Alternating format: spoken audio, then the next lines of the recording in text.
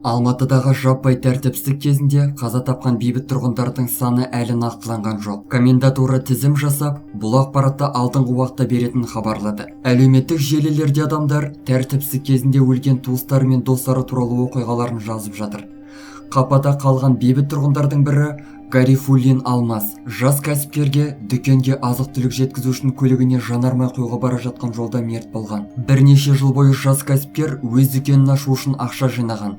Алматыдағы жаппай тәртіпсіздік күндері көптеген адам қолма-қол ақшасы қалған кезде кәсіпкер адамдар аш қалмас үшін тауарларын қарызға берген. Тауарлар тез таусылып, ол өзінің азық-түлік қорын толтыру мақсатында қалаға шықпақ болады. Бірақ көлігінде жанармай бітіп, досы Александрмен бірге жанармай құю бекетін іздеп кеткен. ЖКС жанындағы тұманды кеште белгісіз біреулер оның көлігіне оқ атқан.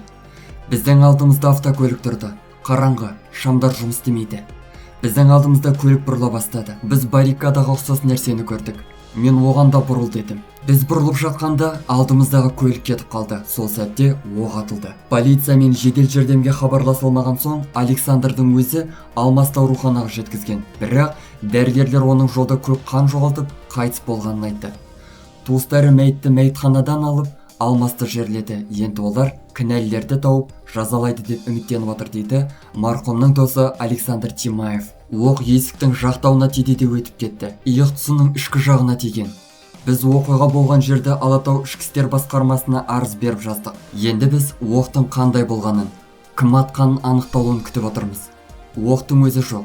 Ауруханаға түскен күні адам көп болып, дәрігерлер үлгермеген еді дейді Ернұр Гарифуллин, марқұм Алмастың бауыры. Достары Алмасты мейірімді және жауапты адам ретінде сипаттайды. Ол әрқашан адамдарға көмектескісі келіп тұратын.